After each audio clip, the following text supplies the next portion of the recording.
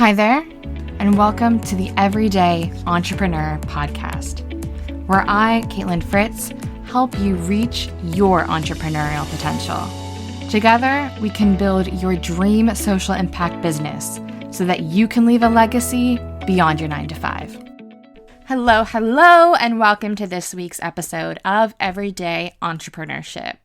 My name is Caitlin. I am an award-winning entrepreneur, business coach, and enterprise educator who's worked with 650 plus founders across the world. And today I'm really excited to share with you someone from my own network, a colleague of mine I met at Cambridge Judge Business School. His name is Daniil Scherbakov. I've known Daniil now for the past couple of years, an absolute inspiration. He has over a decade of experience in various forms of entrepreneurship, from VR to SaaS to events technology. And now he's most recently moved into luxury skincare.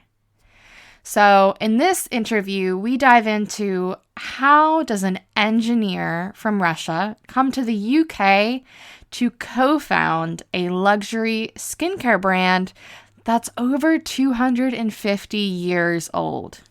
Yes, you've absolutely heard that right. So have a listen in this conversation with Daniil. We're going to talk about failures, growth, and action. So I hope you enjoy. So today I have Daniil, who I have known now for the past couple of years. Absolutely incredible entrepreneur, innovator, amazing. So Daniil, share a little bit about your background and what got you into entrepreneurship. So first of all, Caitlin, thank you so much for inviting me. And probably it's time to say sorry for all of the listeners for my horrible Russian accent, but I think it's make our conversation even funnier. But anyway, I'm not trying to pretend and to hide my roots. So I think it's impossible, because if I will try to imitate any other accents, it would be even more hilarious.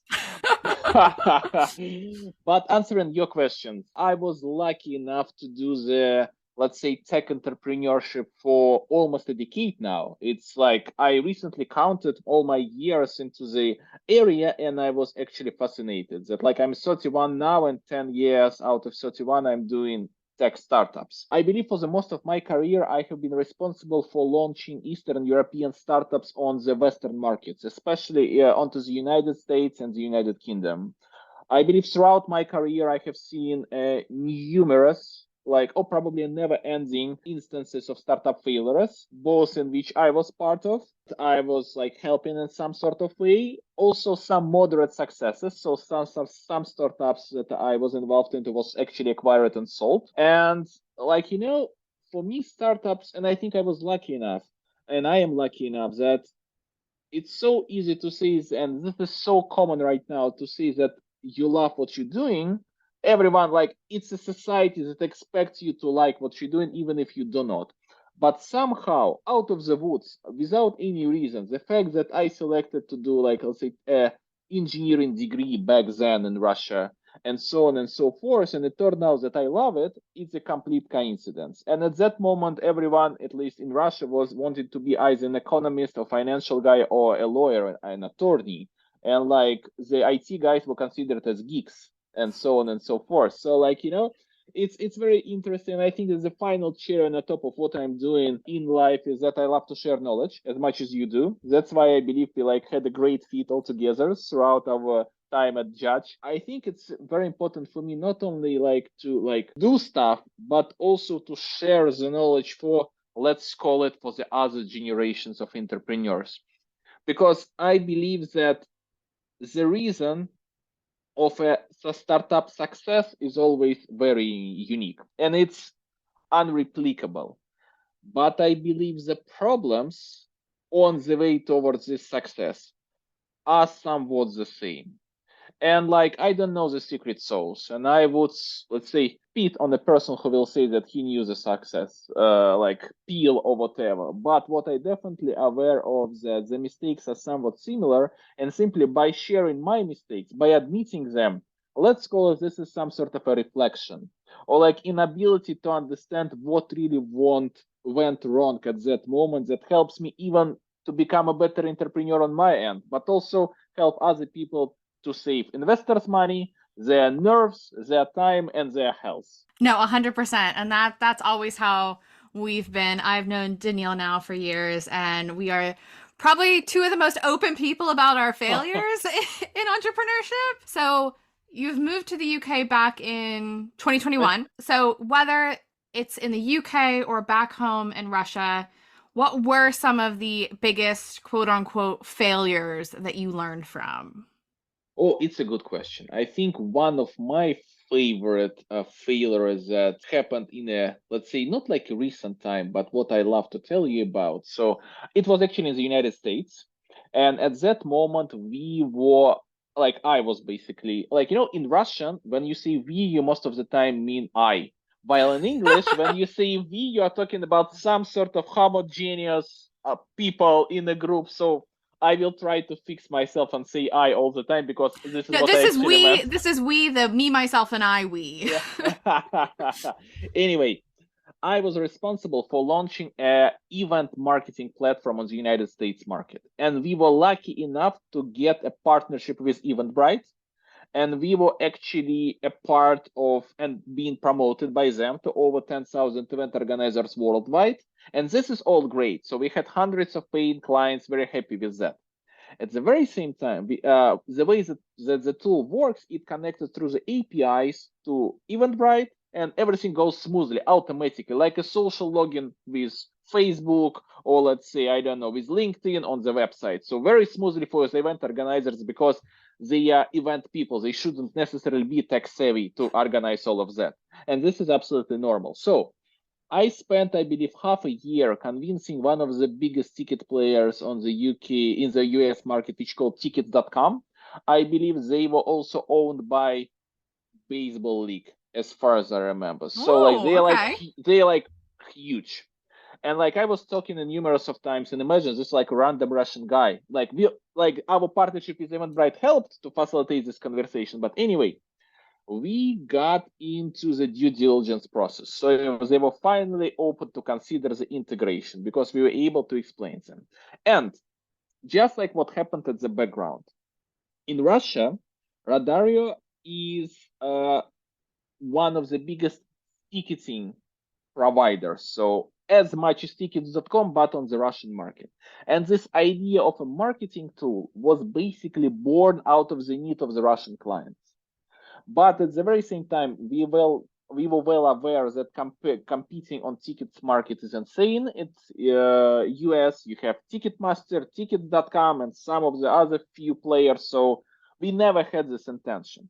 And what we plan to do is, because our clients always mix up marketing platform with a tickets platform, and sometimes like in Google they were logging in into the other platform, got frustrated that their credentials doesn't work, and so on and so forth. So I was pushing to make a new name. As far as I remember, we even created a new name, but then it was put on pause for the sake of, let's say, like, let's do it later, it's not that important. So this is the context.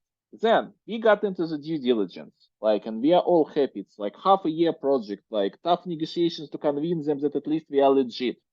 And then, let's say, one day after the due diligence officially started, I received a note from the business development director of tickets.com saying that, like, Daniil, you know what? Like, our lawyers just like Googled Radario, and we found that you have also a ticketing business. So unfortunately, we just have to like shut down our conversations because we are not sure that you don't want to launch a ticketing business on States as well. So this is like the funny story. So how did you deal with that? Just have to swallow. Let me say the way it is. Like, obviously, I try to say them, guys, we have no intention to launch any ticketing business. And by the way, we did not. So it wasn't like do they call like a Trojan horse or whatever? Like, we didn't try to steal their customers. We have no intention. We never had these budgets. We're happy to like sign an exclusive agreement where it is written that we are not able to like get their clients, like, and so on and so forth. But unfortunately, I believe we wasn't at that level to gain, let's say, probably enough trust. We were just like starting to get it. So that's it. So I think it's not even because, let's say, we were Russians or whatever. It was just like a relatively unknown company, let's say on the United States market. So there was not enough confidence and trust on their side into us. So this happens. And I couldn't assure you that it won't happen if we will have a renaming, but probably it would happen at a later stage, and I would be able to explain to them, guys, this is even a separate entities, not only from a legal perspective, but from the brand perspective as well. But like this happens, it's fun. So you told me, well, this is one of my favorite and most spectacular failures of all time. I've had moments like that as well where I wish there was, this nugget of knowledge, but you just really need to roll with the punches, take it as a lesson, and Yes. and move on forward. What I think is really interesting though, Daniil, is I kind of started in the arts humanities side of things and went into tech.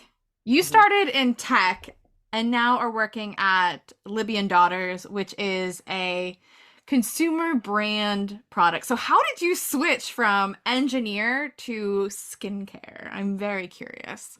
That's a great question. And I think I have been with Libyan daughters, I believe, literally for 9 months already. And this is perhaps the most frequent questions that I got asked. And I even have like a prepared answer to this question to cut it short, but I will tell you the real deal.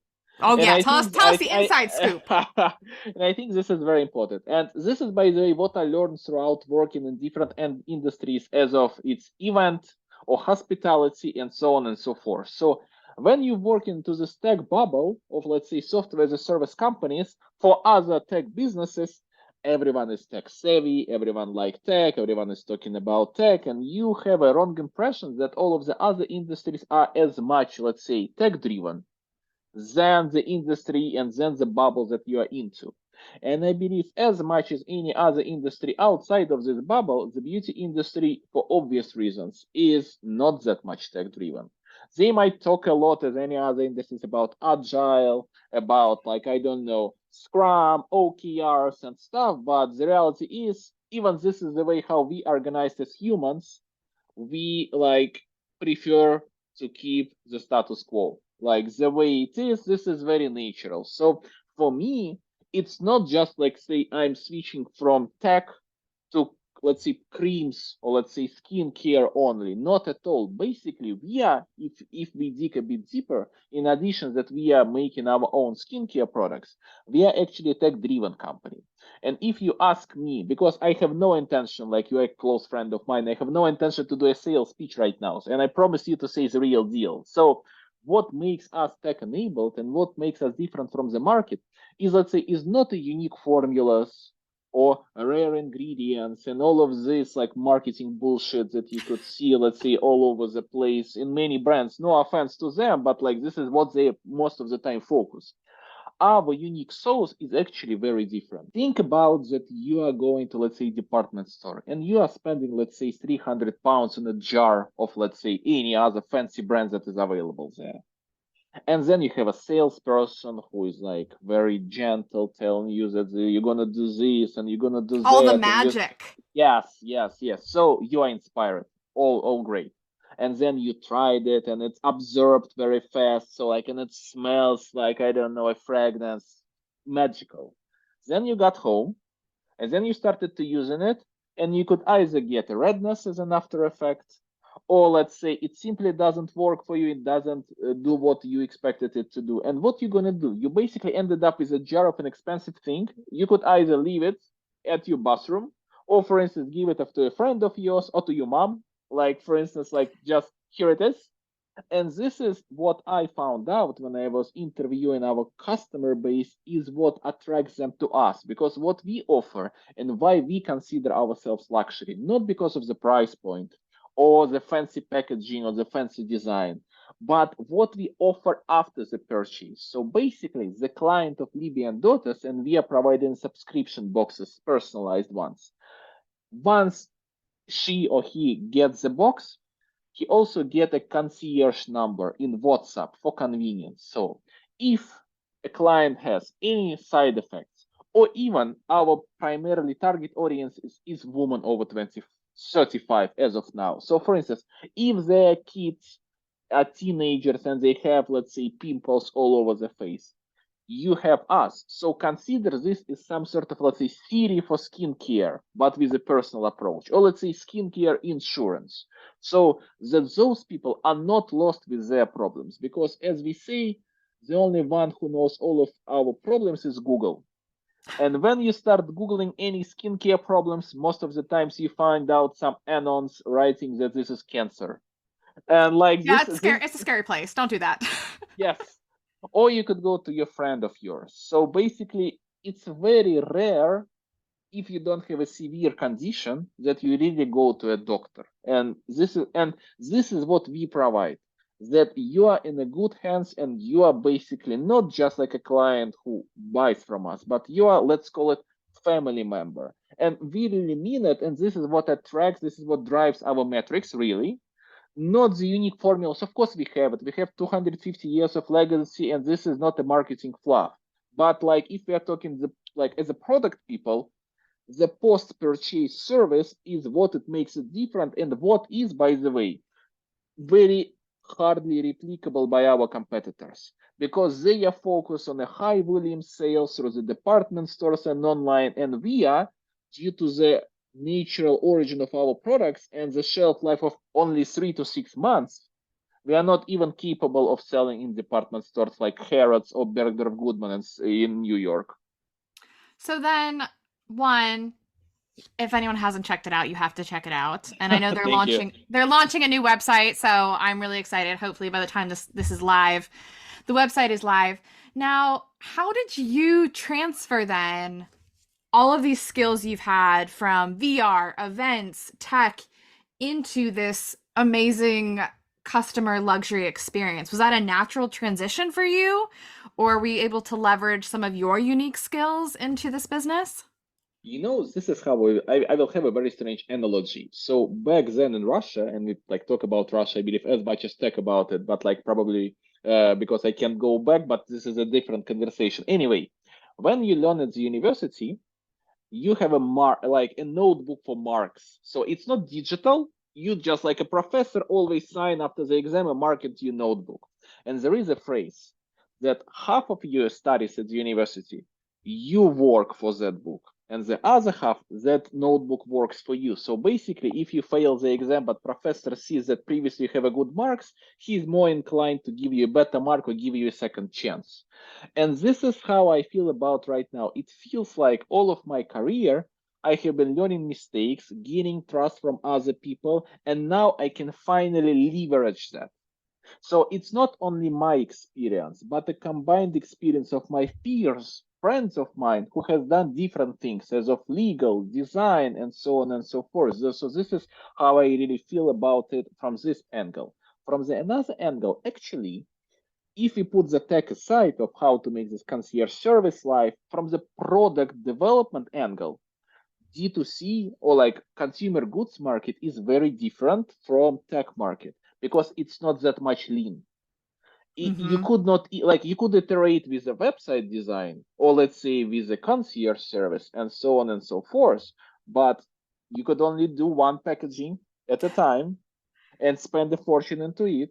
You could go to the regulator and have only one formula approved at a time if you would like to launch a new product, and you better do it right from the first attempt. So I actually struggle a lot with that, because it feels like that this is unfortunately only one way how to do it. So I think this is when, let's say, my lean skills more, let's say, hurt than help, but like I'm trying to adjust, because this is something new, and basically this is help all of my neuron connections in the brain to finally working, because this is something that I'm not like exposed, that wasn't that much exposed to. So I'm finally like trying to regain. And also, like, honestly, Caitlin, since startups, it's not a rocket science, like really, especially launching a startup, it's not magic. It's There is no silver bullets. You basically do somewhat the same thing as of iterate and learn, fail fast. So like, if you know There's it, there books is, about it. yeah, like if you read a few of them, you read them all. And like, I started reading books again about luxury, and this is so interesting. Like, how do we select brands? Because before, for me, A branding exercise is just like, let's create a color palette, a logo for our product, and forget about it. Because anyway, we're going to do a B2B sales for enterprise. So we need to go to restaurants, meet with people, and all of exhibitions and so on.